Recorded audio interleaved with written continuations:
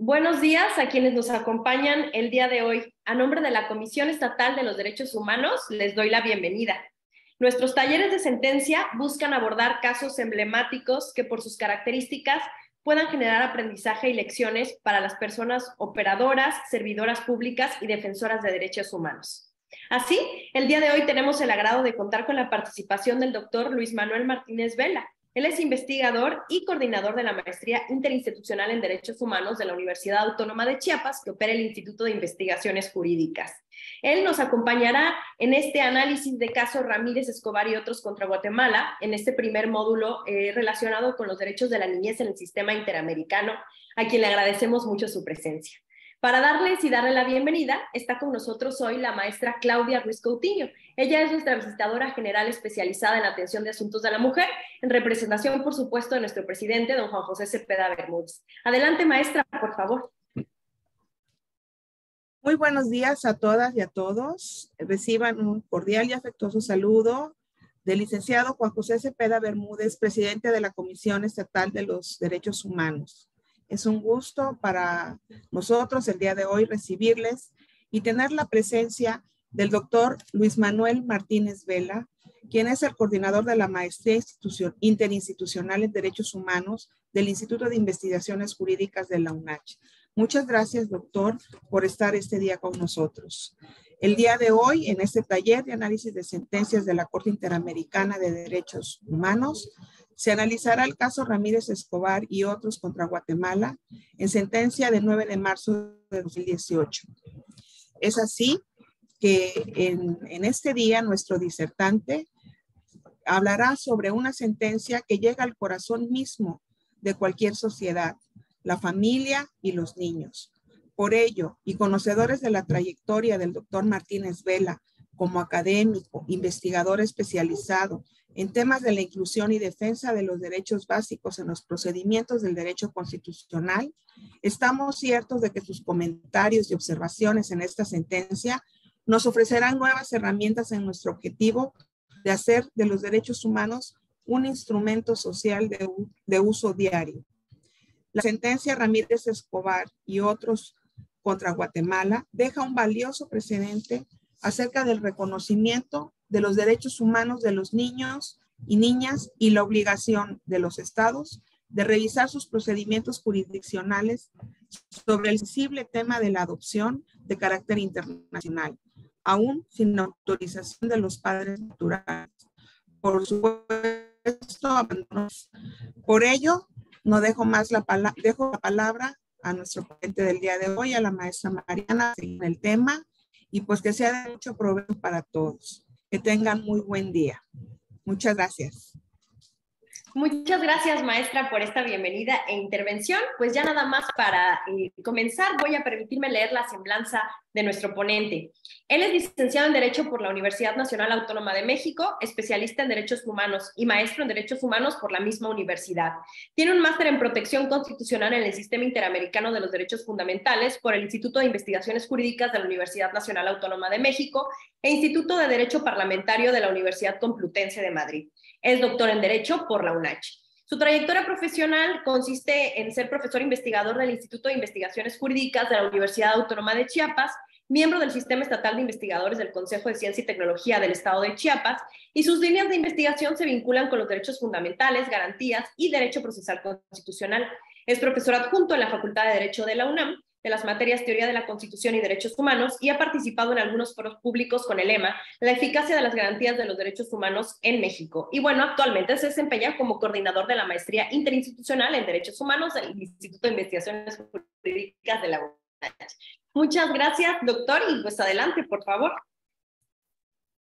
Un verdadero placer estar el día de hoy con ustedes. Les agradezco mucho la invitación, estimada maestra Claudia y Mariana, ya conocidas de hace algunos años. De verdad, agradezco mucho la invitación. Para mí es un gusto estar compartiendo el día de hoy con ustedes, pues el análisis de esta sentencia. Pues sin mayor preámbulo, me gustaría identificar algunos de los rasgos fundamentales que nos ha encomendado precisamente el estudio de esta sentencia. Como ya comentaban, pues la identificación de la vulneración de los derechos humanos. Me comentaba un profesor allá en la Universidad Nacional Autónoma de México, son entrañables, y lo son porque afecta a distintos niveles a quienes nos dedicamos precisamente a esta defensa y protección de los derechos fundamentales. Pues la sentencia de la Corte Interamericana de Derechos Humanos relativa al caso Ramírez Escobar y otros contra Guatemala identifica una serie de vulneraciones a la esfera jurídica fundamental. El día de hoy vamos a llevar a cabo el abordaje de esta sentencia de manera sistemática. Vamos a identificar, por una parte, los hechos constitutivos de estas transgresiones a los derechos humanos y, por otra parte, pues ya nos vamos a enfocar precisamente al análisis de estas vulneraciones y la afectación particularmente que de la Convención Americana de Derechos Humanos se ha realizado.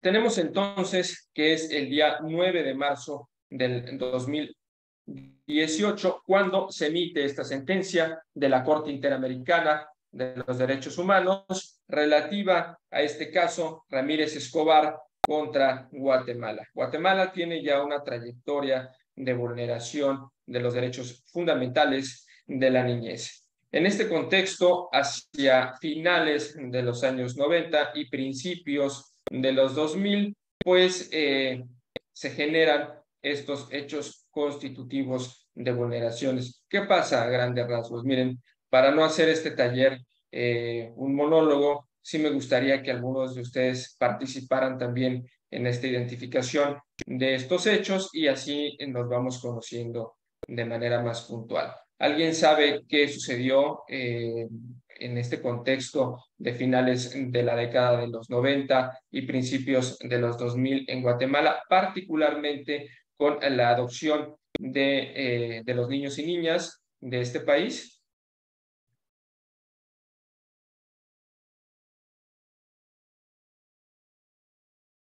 ¿No? ¿Nadie se anima? Si Pues quieren muy bien, ponerlo, miren. Sí, adelante, perdón, Mariana. si quieren ponerlo en el chat o levantar su mano. Gracias, doctor. Si quieren ponerlo en el chat o levantar su manita, por favor. Ahí está, creo que ahí está don José Luis Valles López que quiere contestar. Si Efectivamente, abres, por favor, el así micrófono. es.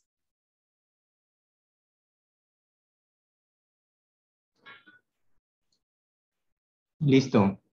Muchas gracias por el audio, muchas gracias por la oportunidad. Sí, recibí por ahí los anexos que amablemente nos hicieron llegar. Leí un poquito el resumen que nos compartieron sobre el caso. Se trata de un sistema de adopción ilegal que se estaba registrando en Guatemala, ¿no? Que implica ahí la participación de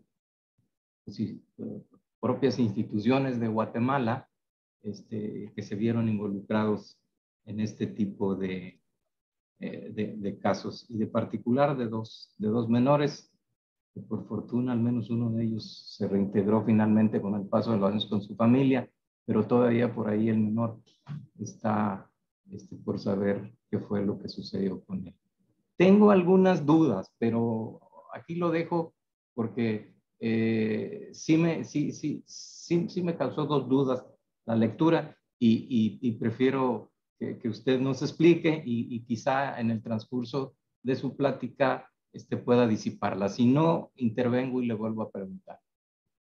Gracias. Claro, con mucho gusto. Muchas gracias, José Luis.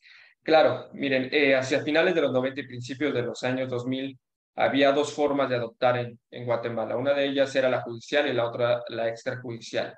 La extrajudicial consistía básicamente en adoptar a través de un notario público, el cual llevaba a cabo una certificación de la adopción.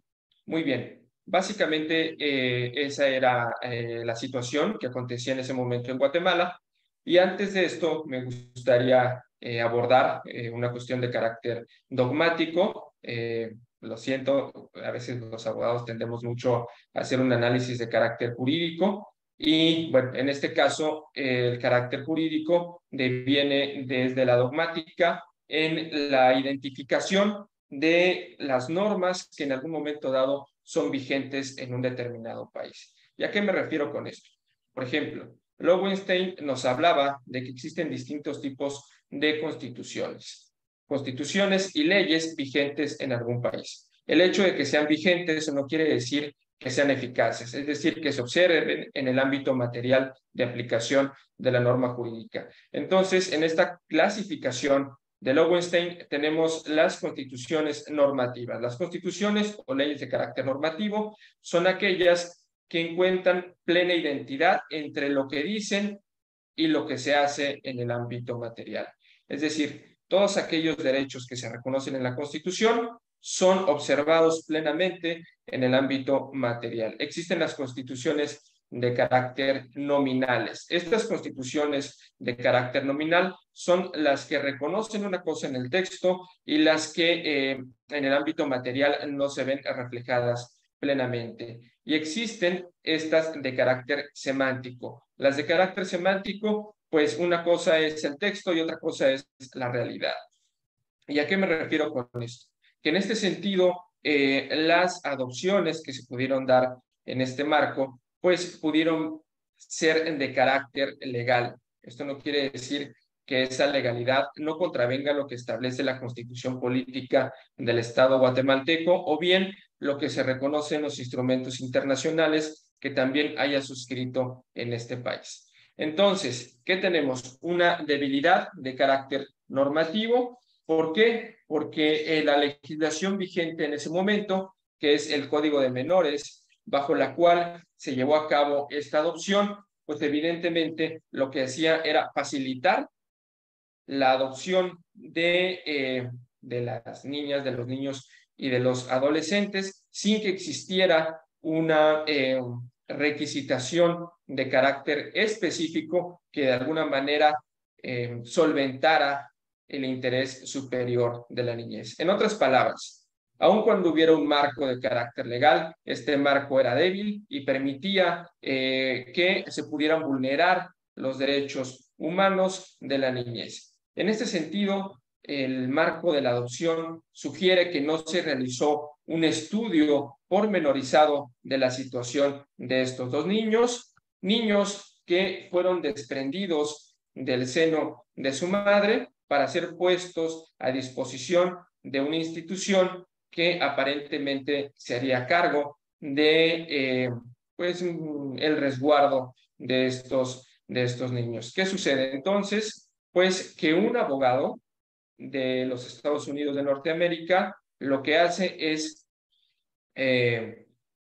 vincular a estos niños con dos familias diferentes. Entonces, uno de ellos, de nombre Osmin Tobar Ramírez, es puesto en adopción con una familia norteamericana y su hermano, del cual pues la sentencia no nos da su nombre en específico, simplemente sus iniciales, en este caso son JR, pues de alguna manera los da en adopción. Uno tenía en ese entonces 7 años de edad, el otro 1 año y medio. Posteriormente, Osmin evidentemente crece y se pone en contacto en 2009 con su papá. El papá comienza a establecer una relación, un vínculo a través de este medio con su hijo. El hijo viene de visita un mes y posteriormente se queda a vivir con el padre. A partir de esto se dan una serie de vulneraciones tanto a los derechos del padre como de la madre, como de los niños propiamente hablando. ¿Vamos claros en este contexto? ¿Sí? Muy bien. Lo que hace la sentencia es ubicar ya después de estos hechos del marco normativo vigente en aquel momento una serie de valoraciones que subdivide en varios apartados. Es decir, esta actuación del Estado guatemalteco en aquel entonces trajo consigo una afectación, ¿verdad? Por cada uno de los hechos o de los procesos que se llevaron a cabo para la adopción. De esta manera, la declaración de abandono a la cual nos remite la sentencia de la Corte Interamericana, pues nos dice que trajo consigo una serie de vulneraciones. ¿Qué vulneraciones trajo consigo esta declaración de abandono? Pues la sentencia es muy clara, es muy específica y nos dice que la Corte consideró que las normas vigentes, en este caso el Código de Menores del Estado de Guatemala, pues llevó a cabo una serie de vulneraciones a los derechos humanos, como cuáles, como el derecho a las garantías judiciales, como la protección de la familia, así como el artículo 19 de la Convención Americana, el cual nos dice a grandes rasgos, pues, de los derechos de los niños. ¿Qué quiere decir que esta declaración de abandono no se haya llevado a cabo de manera adecuada? Pues que los niños fueron desprendidos del núcleo familiar sin realizar una valoración específica de la situación y de la condición en la que ellos se encontraban. Como ustedes saben, cuando existe un procedimiento de adopción, este procedimiento de adopción no es llevado a cabo de manera unilateral y las determinaciones conllevan un proceso de carácter psicológico, de carácter físico, una valoración, ¿verdad?, que no incide en una afectación a la integridad de carácter personal, en este caso de la niñez, poniendo también sobre la mesa, este interés superior. De esta forma, cuando los niños son puestos a disposición, pues no se toma en cuenta la condición del núcleo familiar, si existían, por ejemplo, familiares cercanos que pudieran hacerse cargo de estos niños, no existe también esta instrumentación de las directrices que de alguna forma identificaran que los niños, por su cultura, por el ejercicio de su idioma, por el contexto de carácter geográfico, pudieran quedarse en el país, por ejemplo, sino que fueron puestos de inmediato a este organismo y posteriormente a su adopción de carácter internacional. Entonces ahí podemos ir identificando una serie de vulneraciones que de alguna manera también se vinculan con la situación y la condición estructural de los padres de estos niños. Es decir, la marginación, la pobreza, la situación de exclusión que en ese momento ellos vivían y que de alguna manera también se refleja en la interposición ineficaz de algunos recursos por parte de sus padres con el afán de recuperar, pues evidentemente lo que nosotros en el contexto mexicano denominaríamos la patria potestad. ¿Vamos bien? ¿Tienen alguna duda hasta el momento?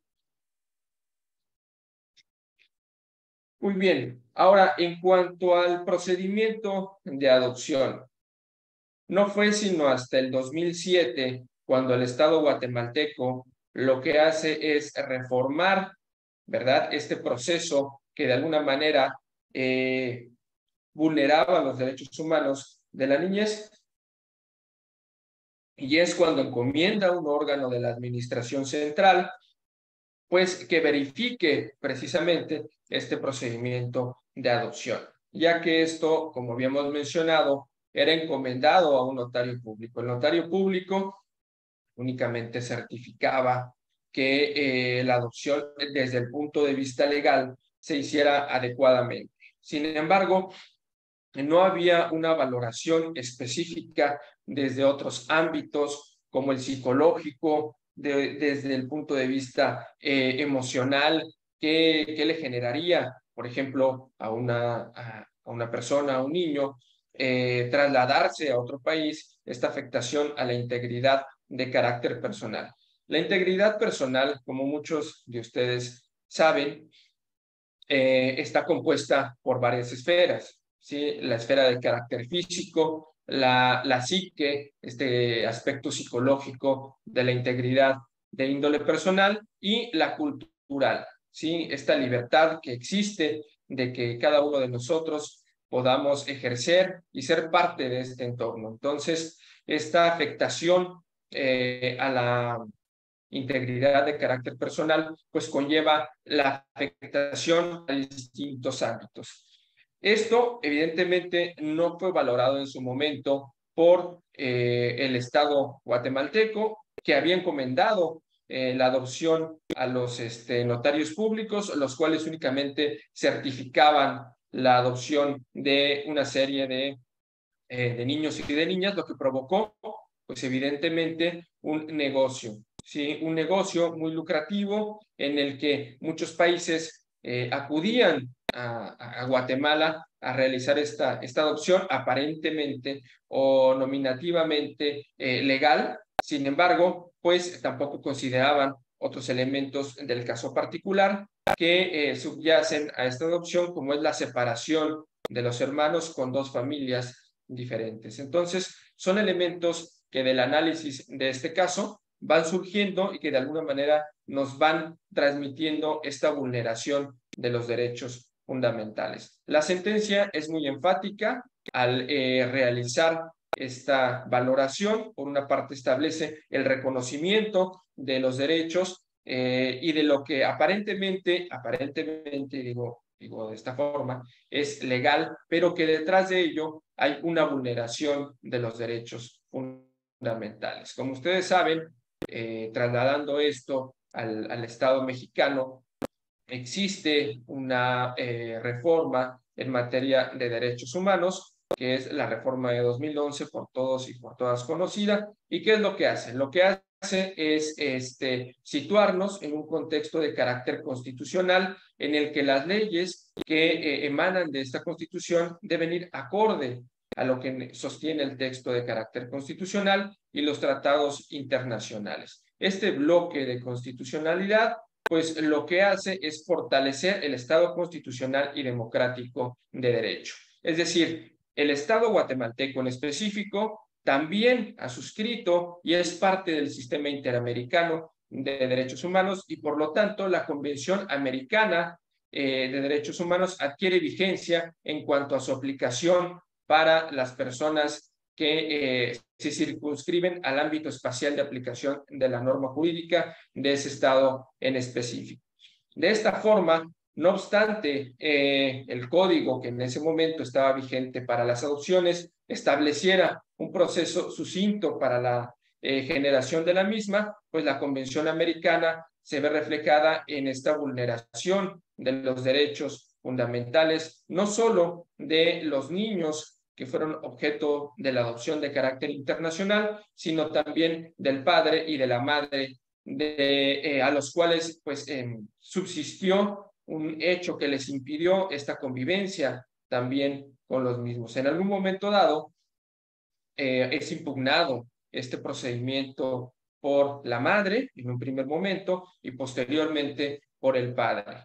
Sin embargo, el Estado guatemalteco lo que hace es archivar estas impugnaciones que se llevan a cabo, sustentando eso en que los padres eran incapaces, particularmente el padre, de poder solventar los gastos de traslado de los tutores, en este caso de las personas que adoptaron a los niños, al Estado guatemalteco para que se dirimiera esta controversia o esta impugnación, lo cual evidentemente, aunque formalmente estuviera sustentado, lleva a la Corte Interamericana de los Derechos Humanos a declarar que esto en la realidad pues únicamente era una justificación del Estado guatemalteco para de alguna manera legitimar esta vulneración a los derechos humanos.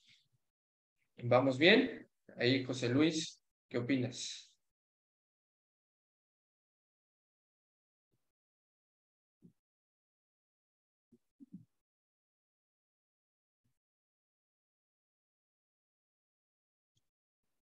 José Luis, ¿qué opinas de lo que hemos dicho hasta el momento? Sí, muchas gracias. Yo tengo dos dudas desde un principio, maestro. Una tiene que ver el por qué, si la Corte a lo largo del estudio de las pruebas que se presentaron y ver la vulnerabilidad de las instituciones del Estado de Guatemala, no consideró de fondo también incluir el delito de trata, perdón, yo digo delito de trata, el tema de trata, a que fueron sin duda alguna sometidos estos niños y no solo ellos. O sea, me parece que por muchos años, a lo largo de la historia de este país, se han evidenciado algunos casos como esto. Yo no sé si hubo películas o documentales, pero yo sí recuerdo haber leído un escándalo por ahí donde estas adopciones internacionales, pues no eran tan ortodoxas que digamos, a pesar de que en ese momento, como usted bien lo aclaró, en ese momento la Constitución o sus leyes preveían este tipo de adopciones, que sin duda alguna dejaban en un estado de indefensión a las víctimas. A mí me mete mucho ruido que si bien los documentos de la Corte refieren, hacen algún señalamiento sobre el tema de trata, yo me quedé con ese ruido.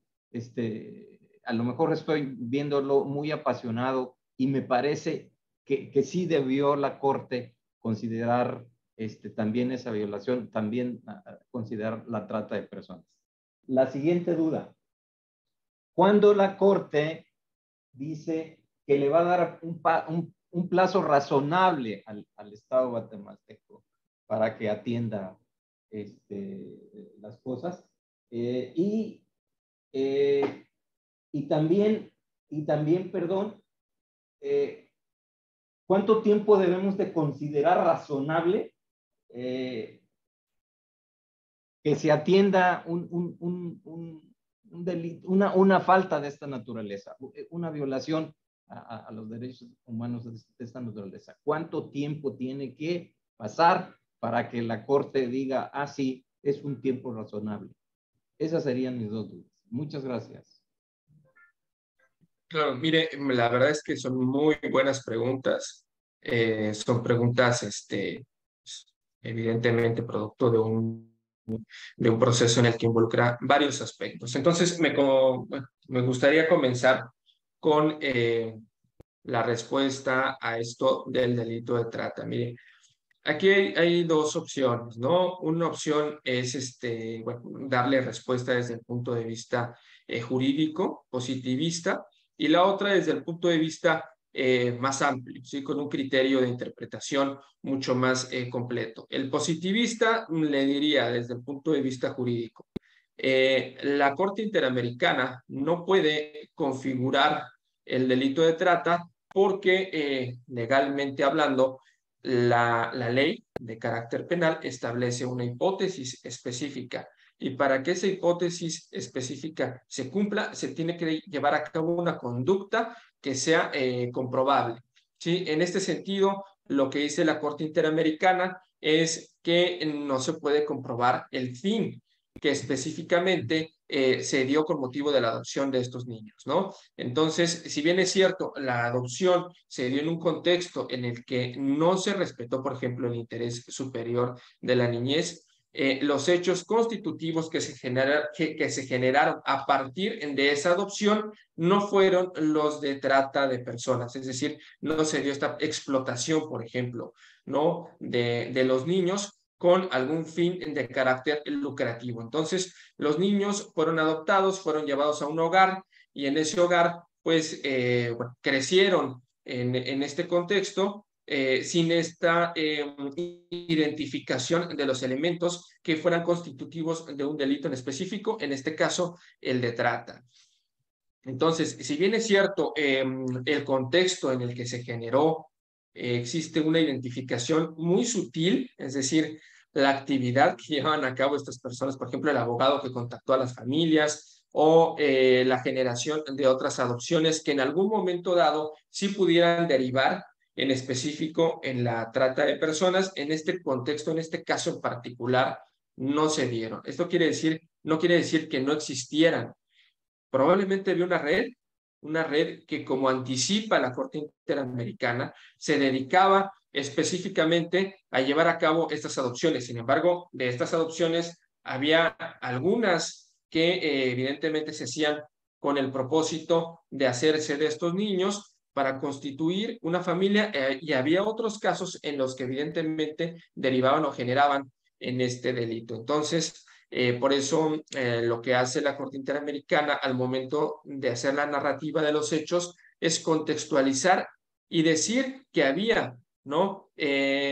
Los elementos suficientes como para considerar que había una estructura que de alguna forma incidía en la trata de personas y que en este caso, bueno, no derivó en este delito específico, pero que sí existía un carácter lucrativo que llevaba agentes del Estado y agentes extrajudiciales, en este caso, para poder facilitar, ¿verdad?, en la trata de personas. Y lo segundo, que es el plazo razonable. Mire, esto se ha venido discutiendo desde hace muchísimos años, al menos una década desde que yo estudié la especialidad en la Complutense de Madrid, y es qué se entiende por plazo razonable. Uno de los principales problemas que subyace en torno a los derechos humanos es que su interpretación debe hacerse con base en lo que su naturaleza nos indica. Y a diferencia de una regla, los derechos humanos constituyen principios, y estos principios son objeto de una interpretación, ¿sí?, que puede hacerse a través de distintos métodos o herramientas. ¿Qué es un plazo razonable? Es lo mismo que identificar a veces qué es una vivienda digna, o qué es una alimentación saludable, ¿sí?, o qué es una educación de calidad.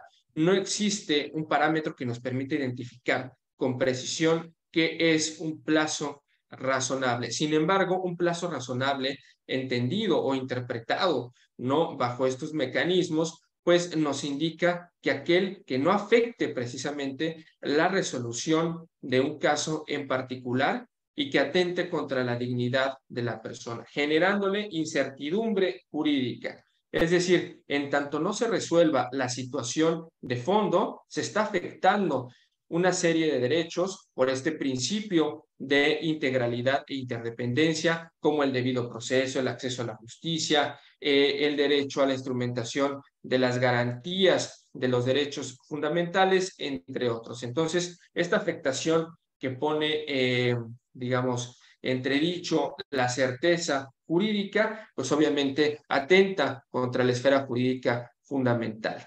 Para este caso en específico, un plazo razonable, pues sería el que establece precisamente las leyes de carácter adjetivo o procesal en el Estado guatemalteco.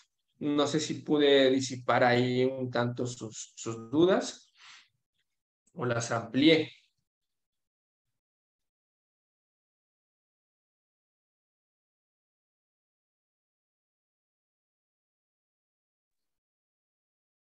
Sí, muchas gracias. Insisto, digo, era tan evidente después esta red de corrupción que inclusive organizaciones gubernamentales y no gubernamentales de Estados Unidos instauraron o promovieron la instalación de un organismo autónomo del gobierno de Guatemala justamente para investigar el tema de corrupción. Era tan escandaloso este tema y otros que así lo hicieron. Inclusive para ver el tema de pandillas tuve la oportunidad de visitar ese lugar y me llamó mucho la atención. Por eso cuando leí el resumen del caso que usted está exponiendo, me llevó a recordar algunos detalles. Me parece, insistiría yo en el tema de la trata, y que debió, creo que así lo dice la resolución, debió decirle al Estado de Guatemala que investigara a fondo, porque no era casualidad que el mismo abogado haya contactado a la familia para llevarse a los dos niños, y no era una sola oportunidad, sino ya se había involucrado él y otras personas en este tipo de casos. Le agradezco mucho sus respuestas. Claro que aclaró las dudas que tenía. Gracias, maestro.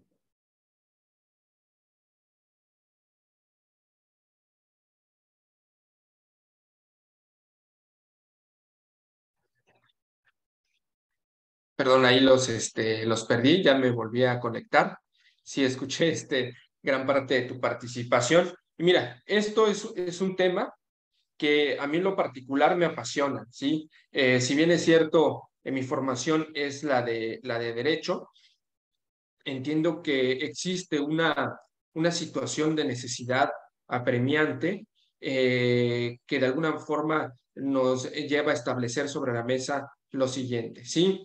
Bueno, dicho de una manera coloquial, es ¿de qué nos sirve el reconocimiento de los derechos humanos en la Constitución si estos no tienen verificativo en el ámbito material? Entonces, tenemos el Estado constitucional y democrático de derecho, el cual implica que todos, no solo, los organismos de carácter constitucional o legal, los poderes legítimamente constituidos, sino también todos y cada uno de nosotros y de nosotras respetemos las leyes que ahí se establecen. Entonces, a partir de ahí surge un debate fundamental en torno a esta eficacia de los derechos fundamentales. Entonces, me gustaría también conocer qué nociones tienen acerca de lo que es un Estado constitucional y democrático de derecho o, bueno, en su caso, de un Estado de derecho. Ahorita vamos a hacer una diferenciación entre ambos conceptos. A ver, Cibeles, ¿qué le viene a la mente cuando hablamos de Estado de Derecho, de Estado post derecho?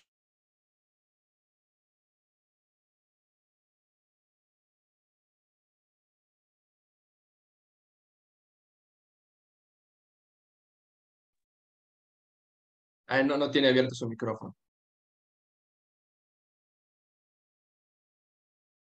Muy bien. Liliana de Jesús. Ah, ya. Muy bien. Adelante, Ya, Cibeles. creo que ya. Perdón, ¿me puede decir otra vez la pregunta? ¿Me puede...? Ay, sí, Se nos desconectó el doctor. Perdón oh. si se nos desconectó, creo que tuvo problemas Sí. de conexión. Sí, la pregunta que le estaba haciendo era sobre el Estado democrático de derecho, pero El yo creo que no va Estado a de Derecho. en conectarse. Si nos dan unos minutitos, yo creo que está intentando reconectarse. Por favor, para Mire, a mí continuar. me aparece, voy a apagar mi cámara Ahí está el para doctor. mejorar Sí, la señal. Yo sí gracias. los veo, pero a veces se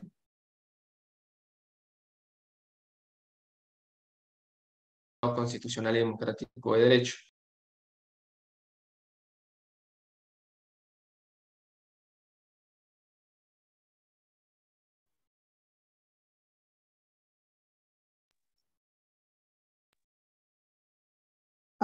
¿Me escucha? Sí. No me... Es que lo estaba escuchando, pero ya luego se cortó y no le entendí. ¿Qué se entiende por Pero un Estado constitucional y democrático de derecho? Estado institucional y democrático de derecho. Constitucional. Constitucional y democrático. Mm, Bueno, estoy en primer semestre y ya estoy empezando a familiarizarme con los temas, pero me imagino que es bueno, la Constitución pues son un conjunto de normas establecidas por el Estado, por un Estado, y de democrático y de derecho pues que es, ay, perdón, no puedo. No hay ningún problema, no hay ningún problema, Sí. Cibeles. Para eso estamos aquí, para compartir nuestras opiniones y todos llevarnos un conocimiento, una impresión. A ver, Eduardo Daniel Gómez, La Madrid, ¿qué entiende usted por Estado constitucional y democrático de derecho? ¿Me escucha? Sí. Bueno, a mi punto de vista personal, yo entiendo por un Estado constitucional y democrático de derecho, primeramente que a través de la democracia se hace efectiva la voluntad de las personas para contar con ello a través de un Estado de derecho. Y por constitucional entiendo pues todas aquellas leyes que emanan y se encuentran relacionadas a través del artículo 1 y 133 de la Constitución respecto del respeto de los derechos humanos. Por lo tanto, un Estado constitucional y democrático de derecho, por lo menos en el ámbito espacial mexicano, significa pues que el Estado de Derecho se encuentre íntimamente relacionado a los derechos humanos. Es cuanto. Muy bien, por ahí vamos. Ahora vamos a poner sobre la mesa el concepto de estado de naturaleza. A ver, Liliana, ¿qué entiende usted por estado de naturaleza? Hola, muy buenas tardes. Un estado de naturaleza podría ser, como bien dijo mi compañera, igual acabo de empezar en la carrera y pues tengo unas pocas definiciones a ello. Considero que son las leyes naturales que aparecen en el derecho. Un estado de naturaleza es la ausencia del Estado de Derecho, es decir, no se regula a través de estas disposiciones. Y estas participaciones que ustedes han tenido a bien manifestar, pues nos identifica precisamente con lo que venimos al día de hoy, que es el taller sobre la sentencia precisamente de Ramírez Escobar versus Guatemala. ¿Qué subyace en torno a esta sentencia?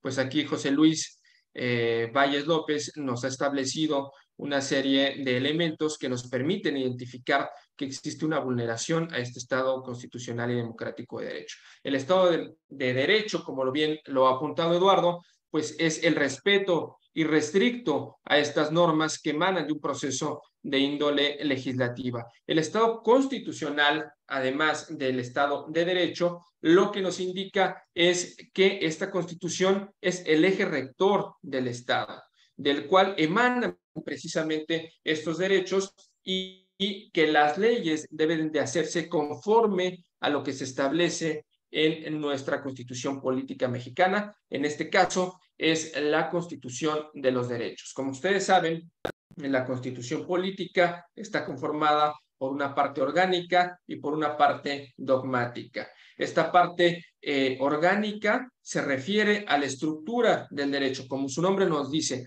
es orgánica, organiza el Estado, se refiere a los órganos del Estado, al Poder Ejecutivo, al Poder Legislativo y al Poder Judicial, a su funcionamiento, a su operación y a su estructuración. La Constitución dogmática o la Constitución de los derechos es el reconocimiento pleno de estos principios, de estas disposiciones que constituyen la esfera jurídica fundamental.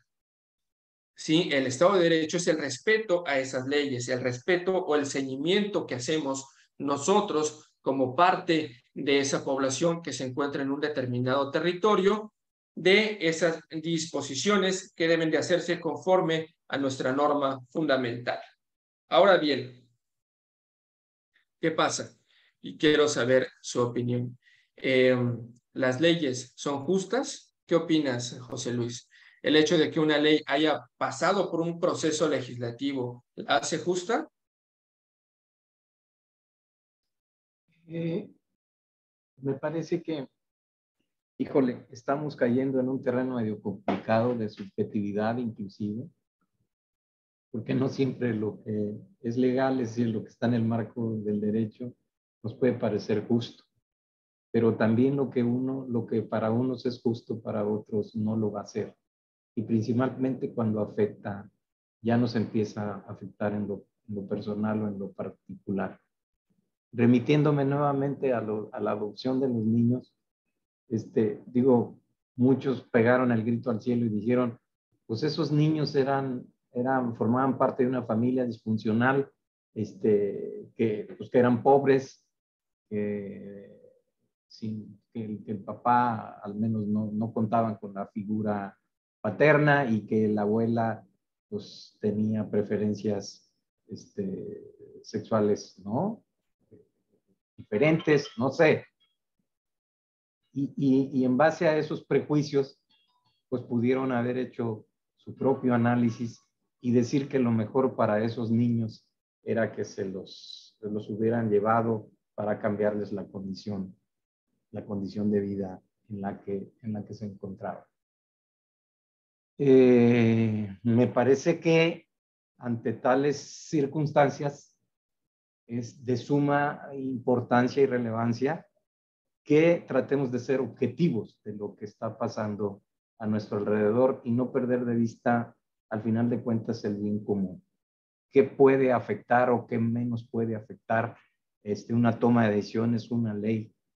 No solamente a una persona, sino al resto de las personas, de la población en la que nos encontramos.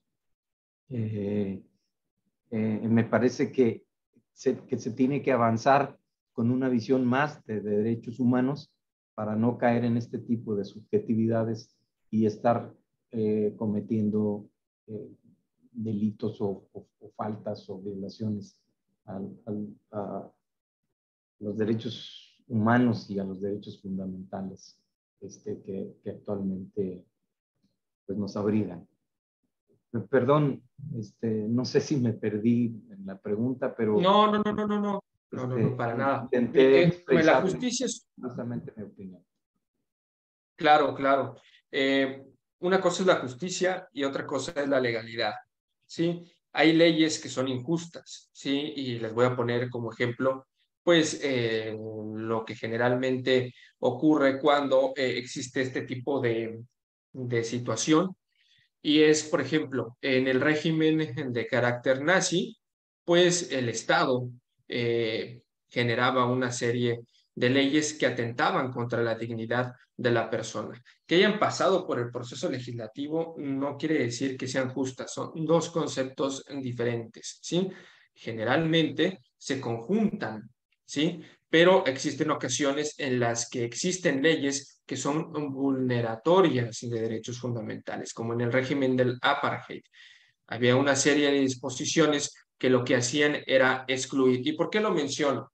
¿Sí? Porque en este caso en particular, el de Ramírez Escobar y Guatemala, pues se contaba con una ley en específico que aparentemente regulaba esta adopción de menores, que es el código, que en este caso establecía una serie de parámetros de carácter notarial para hacer esta adopción. Pero esto no quiere decir que la ley cumpla, ¿verdad? Objetivamente con la valoración necesaria desde la óptica de los derechos humanos para poder llevar a cabo la adopción. Mariana, ¿querías comentar algo? Sí, doctor. Hay aquí una participación de Ángel González Náñez que nos dice si pudiera participar. Sí, claro, por supuesto. Y también vi otra mano por ahí levantada, que era Creo que es la de Lía. él. Y aparte hay algunas cositas en el chat, pero si quiere vamos como dándole palabra a Ángel y luego ya a los que están en el chat. ¿Le parece bien? Perfecto, adelante. Adelante, Ángel. Creo que está abierto tu micrófono, por favor.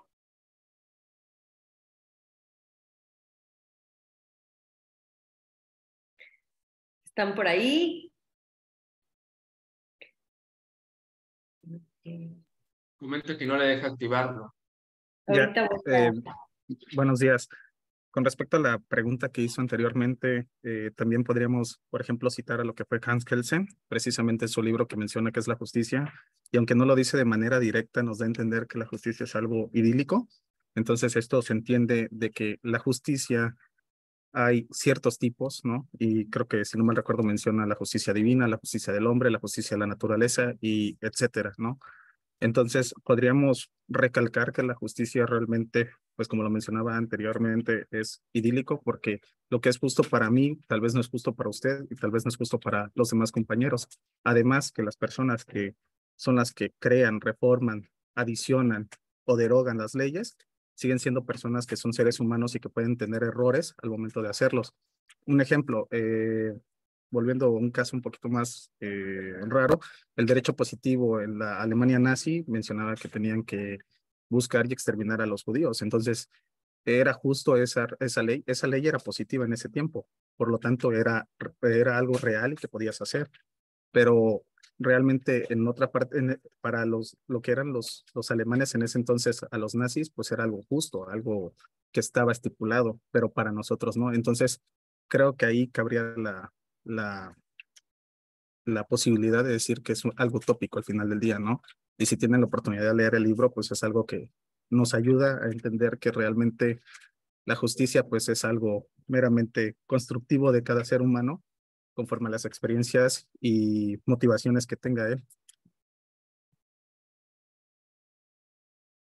Claro, efectivamente. Mira, un parámetro, una referencia que nos puede servir para identificar este concepto que suele ser difuso, pues es la dignidad de la persona, ¿sí? En tanto exista una afectación a esta esfera jurídica fundamental, en la que la dignidad se sitúa en el centro del ejercicio de estos derechos humanos, pues evidentemente se está tratando de una cuestión de carácter injusto. Ya lo mencionaba en un momento dado la doctora Leticia Bonifaz Alfonso, y nos decía que esta idea de que las cosas pueden ser objetivas, pues puede convertirse a veces en una falacia. ¿Y por qué puede convertirse en una falacia?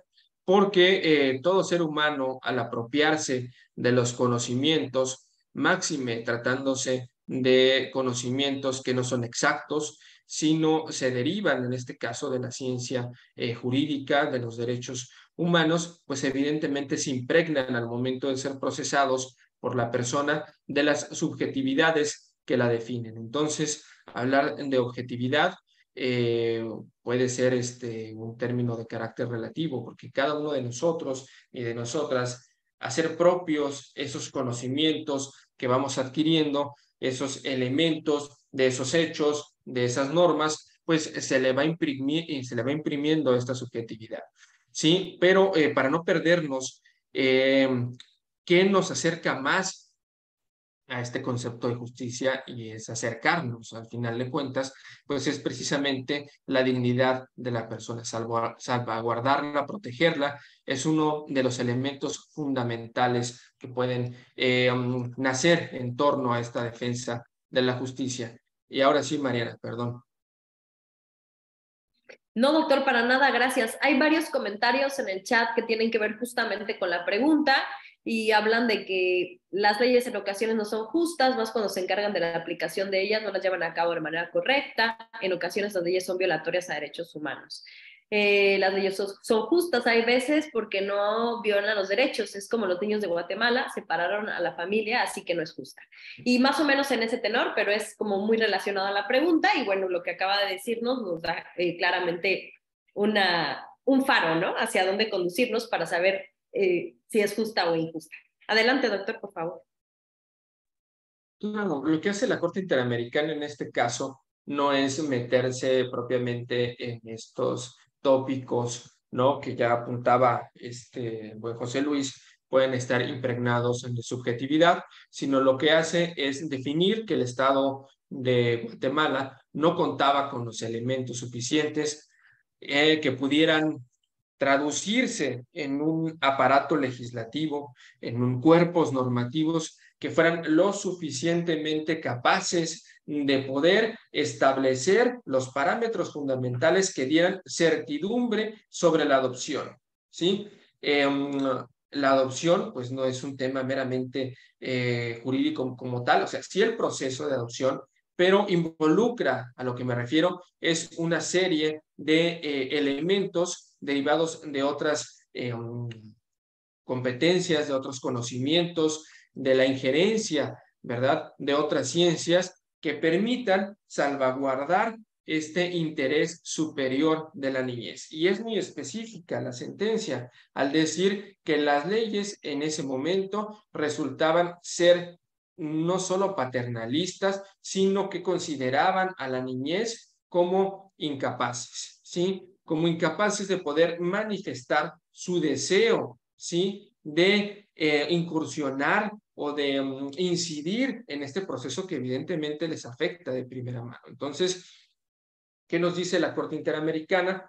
que el Estado de Guatemala no solo tenía una debilidad estructural desde el punto de vista jurídico, sino que también consideraba a los niños como incapaces de poder manifestar este deseo, ¿sí?, de permanecer en un contexto o en otro de acuerdo con estos intereses. Al final de cuentas, pues el padre se reencuentra con su hijo y en este reencuentro pues se verifica precisamente, es una confirmación, una legitimación tácita de que no se llevaron a cabo bien estos procesos, que no se tomó en cuenta fundamentalmente el interés superior de la niñez, que ustedes saben es un concepto que identifica a los niños, a las niñas y a los adolescentes como entidades capaces, ¿verdad?, de poder manifestar una serie de derechos que le competen.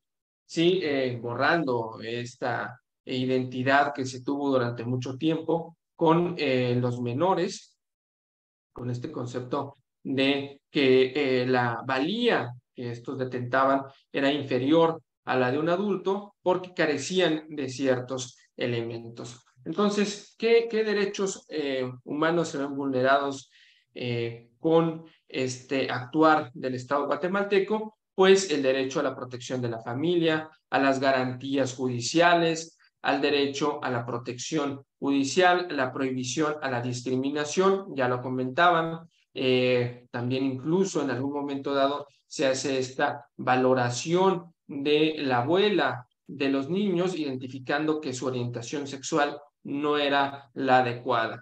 ¿Qué hace el Estado de Guatemala? Pues va más allá de lo que le compete, ¿no? O sea, la orientación sexual de la abuela, pues nada tiene que ver, ¿sí? Además, ella está en pleno ejercicio de su libertad de poder ejercerla plenamente. Luego tenemos la protección de carácter judicial y particularmente a Osmin, es decir, al niño que se reencuentra con sus padres, ¿qué derechos se le han vulnerado? Pues a la integridad personal, ya hicimos un esbozo de lo que implica este derecho, a la libertad personal. ¿Por qué a la libertad personal? ¿Por qué creen que existe esta afectación a la libertad personal? ¿Quién quiere participar?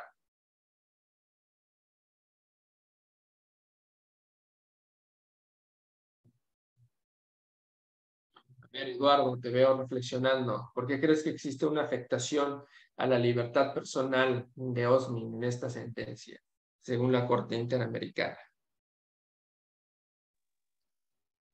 Porque a los menores nunca la oportunidad de que ellos pudieran elegir libremente si querían permanecer en su entorno familiar originario o o sea, nunca fue tomada en cuenta la voluntad de los menores, ni como entes personales ni jurídicos. Y se les violentó en todo caso sus derechos fundamentales a la integridad de el interés superior del menor.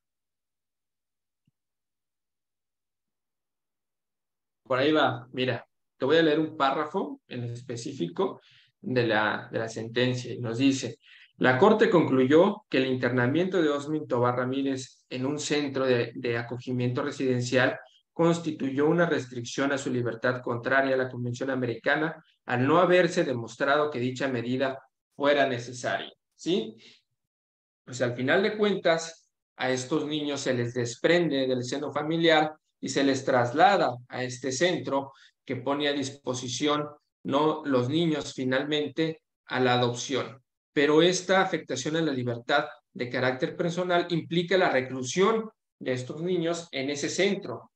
La Corte considera que es innecesario. Por eso se le lleva a cabo esta afectación a su libertad personal de estos niños, ¿sí?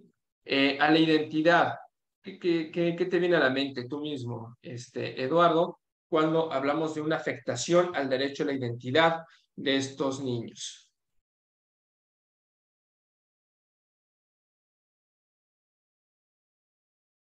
Adelante, Luz.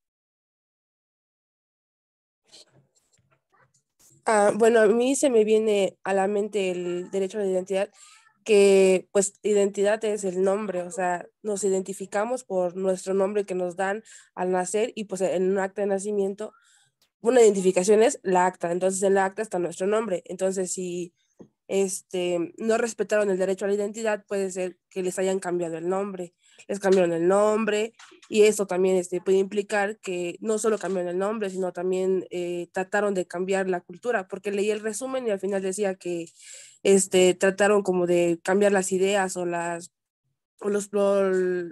pensamientos que tenían los niños. Prácticamente querían cambiar completamente todo, no solo los nombres, sino todo. Prácticamente querían hacer personas nuevas.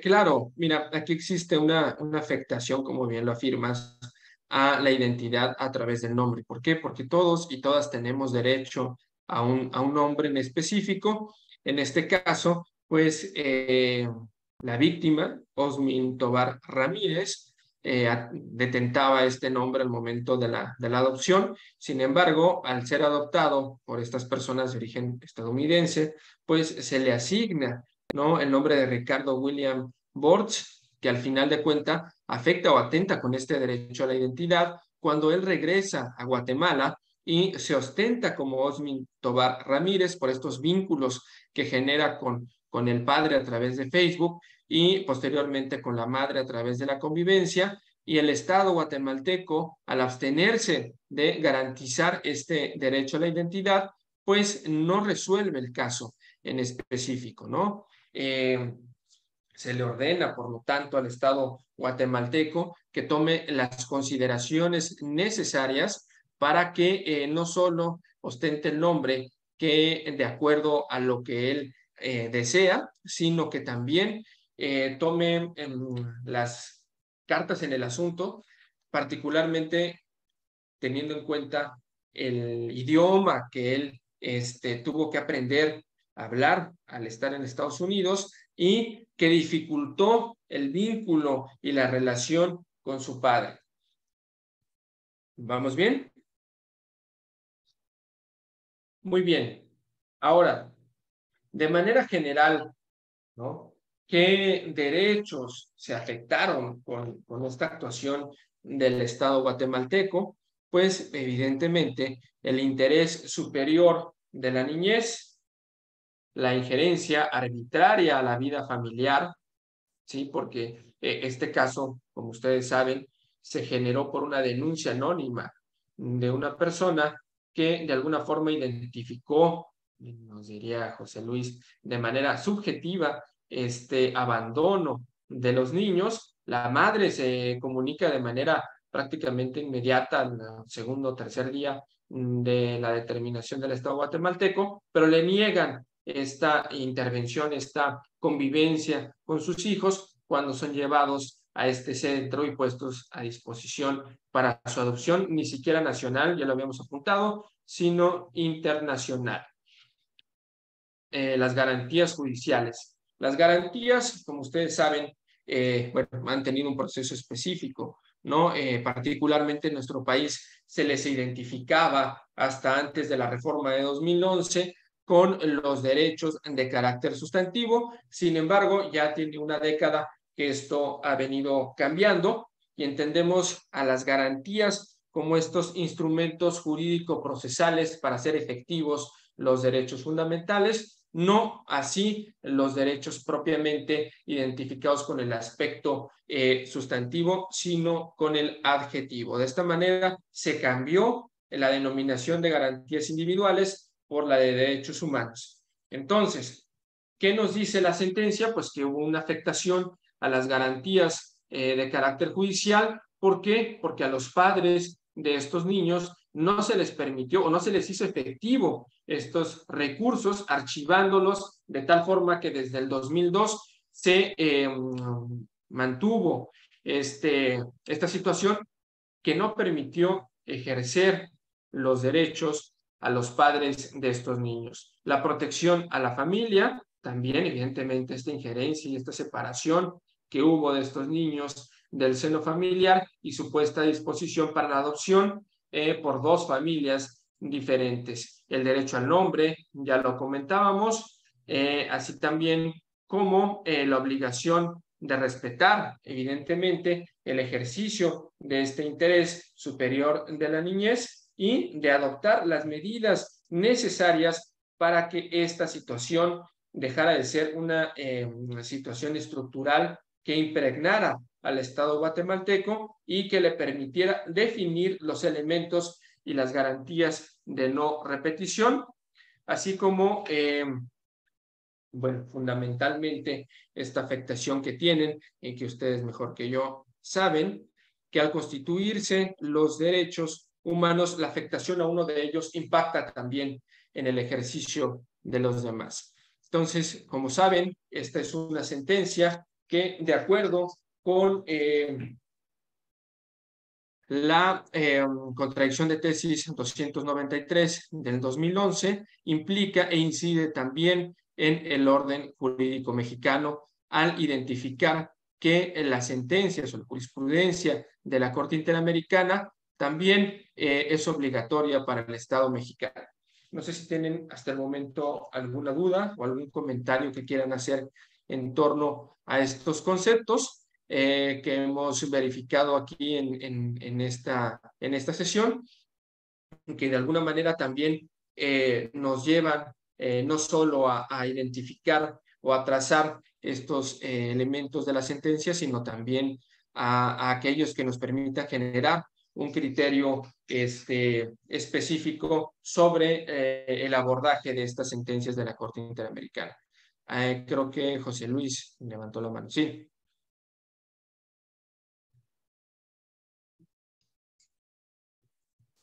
Sí, desde luego con todas las proporciones guardadas y simplemente porque el tema lo amerita y nos pasó muy cerca aquí, cruzando la línea fronteriza, Guatemala, México, Chiapas. ¿Cómo considera usted, en qué condición se encuentran ese montón de niños que diario vemos nosotros en las calles de aquí de Tuxtla Gutiérrez, en los cruceros, que pues desde mi perspectiva deberían de estar en la escuela o en otras condiciones y no atravesándosele a los vehículos pidiendo dinero y claramente supervisados por adultos que los vemos sentados en la sombra, ellos sí tomando agua o refrescos y los muchachitos pues pidiendo limosna. Esto viene a colación porque recuerdo que en un inicio de este gobierno, muy en los inicios de este gobierno de Chiapas, si no me equivoco, se dio el caso de la detención de familiares de niños, perdón por la expresión, pero así se les denominó, niños de la calle o en condición de calle o en condición de abandono, no lo sé. Y que se dio la actuación ciertamente en el marco de la desaparición de otro menor, pero que al final de cuentas la intervención de la autoridad competente era justamente el visibilizar que no estaban bien las cosas para esos niños en la calle y que se tenía que cambiar la condición. Me acuerdo que hubo comentarios positivos y negativos en contra de la Fiscalía General del Estado, pero que al final de cuentas estaba cumpliendo con un trabajo. Se le cuestionó porque se dijo que se había actuado de manera ilegal en la detención de estas personas que nada tenían que ver con la desaparición, creo que de Brian, no me acuerdo cómo se llamaba el niño, pero que fue muy famoso y muy sonado. Mi pregunta otra vez, ¿cómo considera usted que se debe actuar ante una situación de esta naturaleza que lo estamos viendo aquí? Si no es el caso directo de una adopción, ¡wow! Me voy a ir. Se fue la luz. Claro, perdón, aquí hay una falla estructural. Se fue la luz acá. Ok. ¿Están en la comisión? Pero sí me escuchó, ¿verdad? Sí, por supuesto. Mire, es una falla estructural y lo importante de aquí es ir más allá de los elementos que a veces se nos presentan de bote pronto, ¿no? ¿Y a qué me refiero con esto?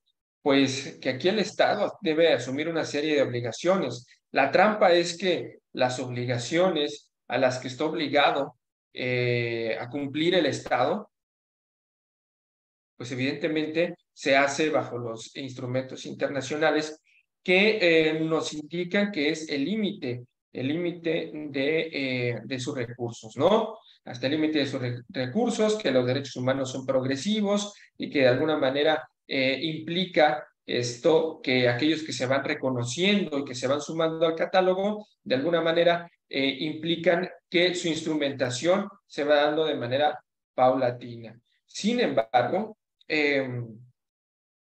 concluir con ciertas conductas que se nos presentan en el ámbito material conlleva, ¿verdad?, una modificación de índole, digamos, multidimensional, en la que se involucra todo el andamiaje del Estado, ¿sí? Ya lo anticipaba ahí José Luis, es la educación, ¿sí? El ejercicio del derecho a la educación de estos niñas, niños y adolescentes, pero no solo de la educación, sino también de la alimentación, de la vivienda. Y para que esto opere adecuada y correctamente, se deben de tomar las medidas de índole legislativas, de índole legislativo que involucren el ejercicio de estas políticas públicas. Me gustaría leer el artículo primero de la Convención Americana de los Derechos Humanos, la cual nos dice: los estados parte en esta convención se comprometen a respetar los derechos y libertades reconocidos en ella y a garantizar su libre y pleno ejercicio de toda persona que esté sujeta a la jurisdicción, sin discriminación alguna por motivos de raza, color, bla, bla, bla, o de cualquier índole, origen, etcétera, etcétera, ¿no? El artículo 2 nos dice que con arreglo a sus procedimientos constitucionales y a las disposiciones de esta convención, las medidas legislativas o de otro carácter que fueran necesarias para hacer efectivos tales derechos. ¿Qué nos dice? Pues es muy clara la Convención Americana. Nos dice que el ejercicio de los derechos y libertades mencionados en el artículo primero, ¿verdad?, se arreglarán de acuerdo con los procedimientos constitucionales y a las disposiciones de esta convención para hacerlos efectivos. Entonces, existe esta directriz que de alguna manera nos dirige a los estados, a la adopción y a la obligación de los estados de tomar las medidas que se consideren necesarias para la instrumentación de estos derechos. Y como ustedes bien saben, los derechos humanos tienen una parte objetiva y tienen una parte de carácter subjetivo, ¿sí? Esta parte objetiva que de alguna manera obliga a tomar las consideraciones necesarias para generar precisamente el ejercicio de estos derechos. En algunos casos se trata, por ejemplo, de abstenerse como Estado de llevar a cabo actuaciones que impliquen una afectación a esa libertad, ¿sí? Y por el otro, la generación de las condiciones que permitan el ejercicio, por ejemplo, de los derechos económicos, sociales y culturales, como cuáles, como el derecho a la educación de estos niños y niñas, como el derecho a la salud, como el derecho a la vivienda, como el derecho, pues no sé, a la alimentación, ¿sí?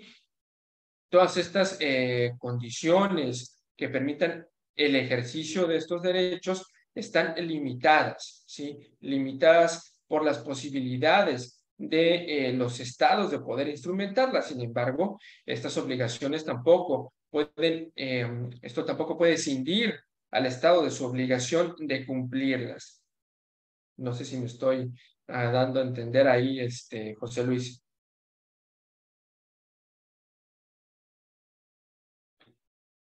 Entonces, se trata, ya lo dice Norberto Bobbio, de lo importante aquí no es saber cuántos y cuáles son esos derechos. Al final de cuentas están reconocidos en la Constitución, sino cómo hacemos efectivos esos derechos, ¿sí? Es un problema de eficacia, no de reconocimiento. Los derechos ya están reconocidos, digo, al fin y al cabo se van sumando a este catálogo que tenemos disponible, no solo a través de la Constitución, sino a través de los tratados o instrumentos internacionales, sino cómo hacemos eficaces esos derechos, cómo hacemos que estos niños y niñas que se encuentran en esta situación de calle, cambien su realidad y se trasladen precisamente a una realidad distinta en donde puedan ejercer esos derechos. Entonces, el Estado está siendo omiso en su obligación de cumplir con la instrumentación de estos derechos humanos, tanto desde el punto de vista de las políticas públicas que los hagan efectivos y que permeen a la niñez, como de estos recursos, a estas garantías, ya sea de carácter judicial o no jurisdiccional, para que puedan precisamente hacer valer estos derechos. Entonces, volvemos al mismo punto, ¿sí? En el que el Estado constitucional y democrático de derecho no está siendo eficaz, ¿sí? El propio Estado, a través de sus agentes, no está respetando el ejercicio de estos derechos humanos al no generar las condiciones necesarias que permitan a estos niños transformar su realidad. Muy bien, ¿tienen alguna otra duda? ¿Tienen algún comentario? Nos vamos ya, yo creo que enfilando hacia la conclusión del taller.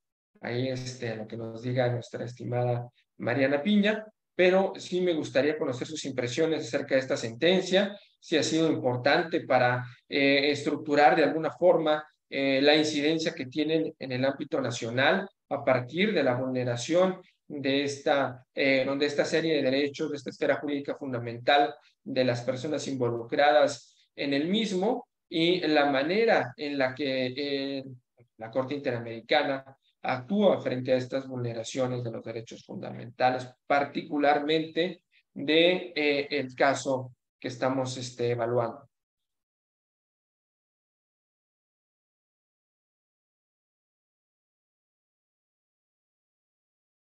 No, Cibeles, todo quedó muy claro.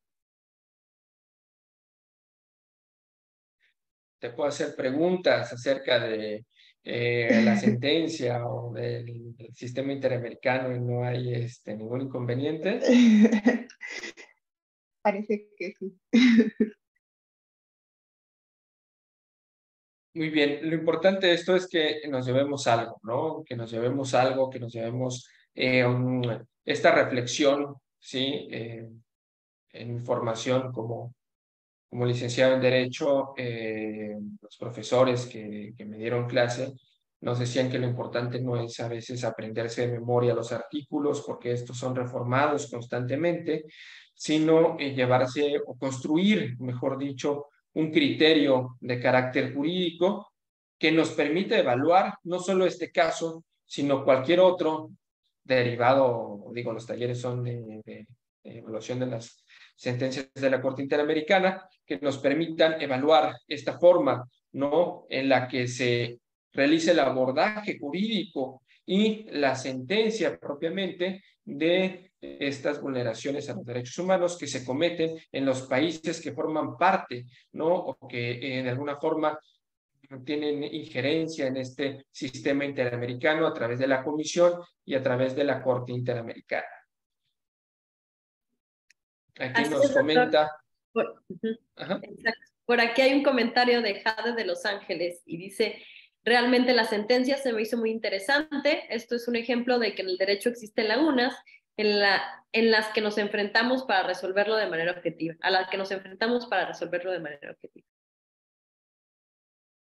Claro, en tanto las leyes que emanen de la Constitución sean congruentes o se hagan conforme, esta es la palabra adecuada, se hagan conforme al bloque de derechos, pues las vulneraciones a los derechos fundamentales serán menores. Pero la tarea no solo es, como les comento, de hacer las leyes o de expedirlas conforme a este bloque de derechos, a este bloque y parámetro de constitucionalidad, sino que también los operadores ya en el ámbito material lo hagan observando estos derechos, ¿sí? Observando este bloque de constitucionalidad. ¿De qué nos sirve una ley que sea congruente con la Constitución y con los tratados internacionales si en el ámbito material esto no se observa?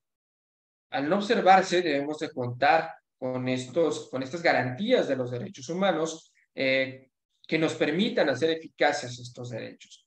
¿Como cuáles? Pues obviamente contamos con el juicio de amparo, contamos con la queja, con estos procedimientos ante las comisiones estatales y ante la nacional, dependiendo de la autoridad que haya cometido esta transgresión, que esto se nos facilite, ¿no? Que la vulneración, por una parte, esté bien identificada de acuerdo con este marco normativo, y que también existan estos instrumentos que nos permitan pues ejercer nuestros derechos fundamentales al verse vulnerados. Adelante, Eduardo. A modo de participación, también y reflexión, ¿no?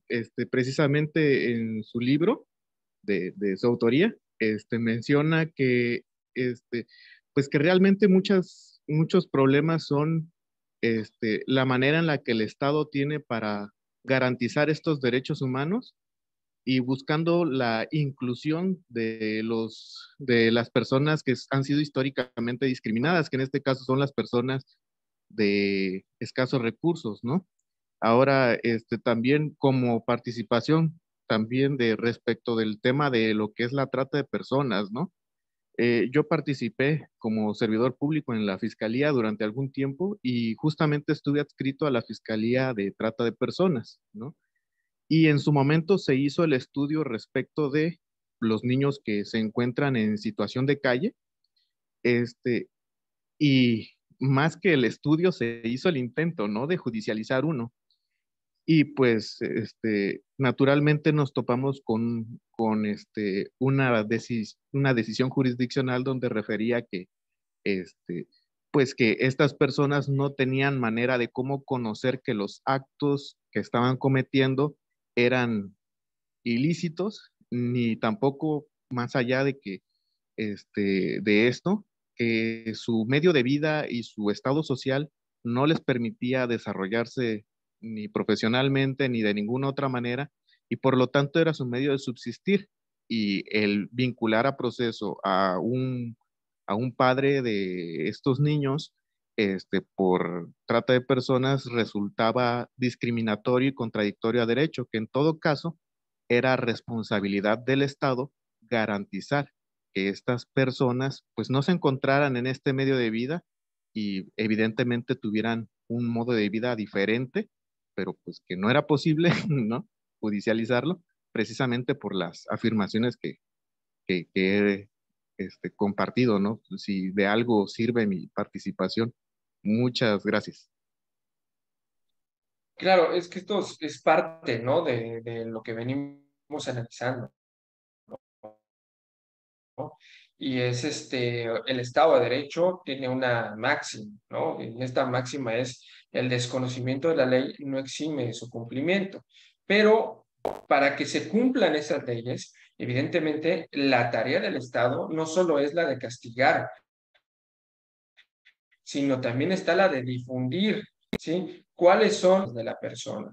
¿Sí? Este catálogo de derechos, este catálogo de obligaciones que subyacen este Estado constitucional deben de ser evidentemente conocidos por todos y por todas. Ahora bien, sí, uno de los problemas fundamentales, y que lo vemos reflejado en esta sentencia, es que las personas que son objeto de esta exclusión, ¿sí?, del ejercicio de los derechos fundamentales, difícilmente pueden instrumentar o llevar a buen término estas garantías de los derechos humanos, al menos las jurisdiccionales. ¿Y por qué? En nuestro país, instrumentar un juicio de amparo es costoso. O sea, para los que estudiamos derecho, la terminología resulta técnica incluso, ¿no? Entonces, para quienes no han estudiado la licenciatura en derecho, pues deben de acudir a una persona especialista en la materia, y esto se traduce en un costo, ¿sí?, que afecta a la persona en caso de no tenerlo.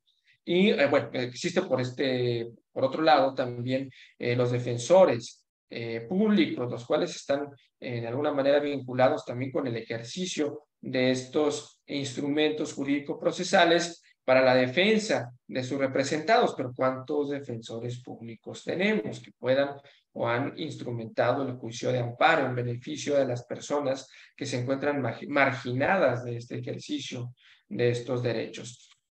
Entonces, es un problema que se inserta en el andamiaje del Estado, ¿no? Y que de alguna forma resulta contrario a los objetivos del propio Estado constitucional y democrático del derecho al excluir, al sacar a estas personas que generalmente son vulneradas en sus derechos y que no les brinda la oportunidad de poder hacerlos eficaces. Muy bien. ¿Alguien más quiere participar? Creo que no, doctor.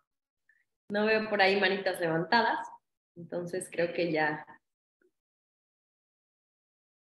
comentaron quienes querían comentar. Usted nos dice si cerramos y listo.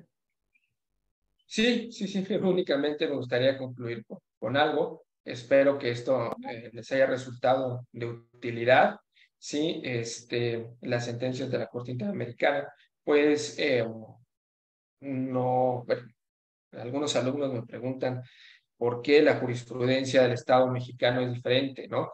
Y nosotros entramos al semanario judicial de la Federación y vamos a encontrar un extracto únicamente, ¿no? Un párrafo en donde nos dice, bueno, pues con base en el amparo número tal, se entiende por derecho al olvido tal cosa, ¿no? O por integridad personal tal cosa.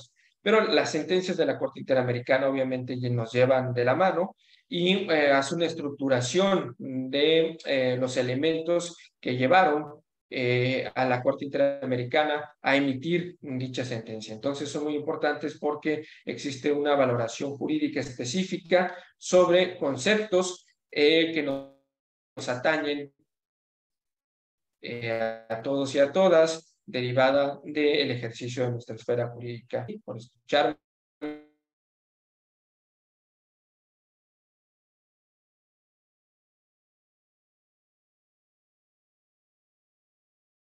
Se me cortó un ratito el audio, pero no, ya, creo que ya, no sé si seguía, doctor, porque se me cortó, se me fue la señal. No, ya, sí. Muy bien, pues doctor,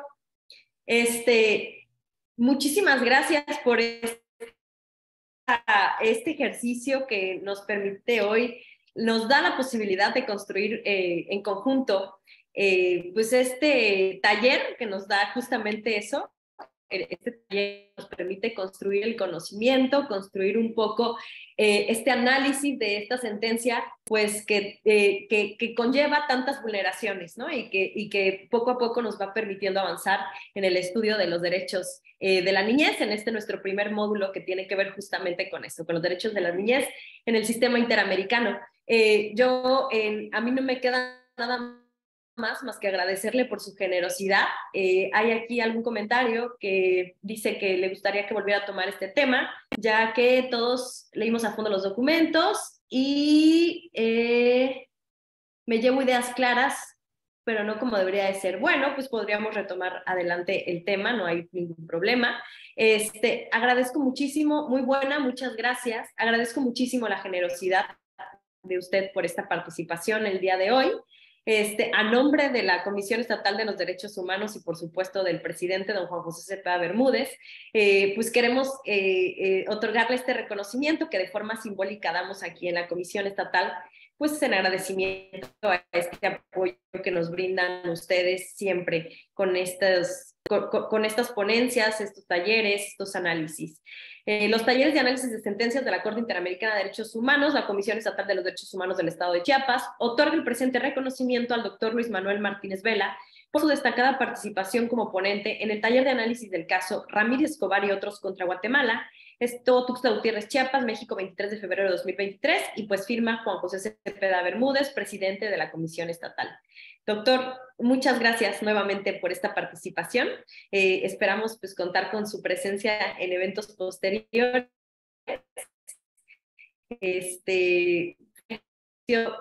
Sumamente constructor de conocimiento. Ha sido peculiar porque siempre tenemos una dinámica en la que el ponente expone la mayor parte de los conceptos, pero aquí nos permitió construir en conjunto. Y eso creo que es el objetivo principal de un taller. Muchísimas gracias, doctor. Gracias a todas y todos los que estuvieron el día de hoy con nosotros, que nos acompañaron. Les voy a pedir, por favor, que en breve, en el momento que les mandemos el cuestionario al correo con el que se registraron, nos hagan favor de contestarlo para que podamos extender la constancia correspondiente. Doctor, muchas gracias a todas y todos. Y bueno, nos vemos en el siguiente taller de sentencias. Hasta luego. Gracias a ustedes. Estamos a su disposición en el Instituto de Investigaciones Jurídicas. Así es, por favor, un agradecimiento al director, el doctor Omar Jiménez. Muchas gracias. Muchas gracias. Nos vemos. Hasta luego.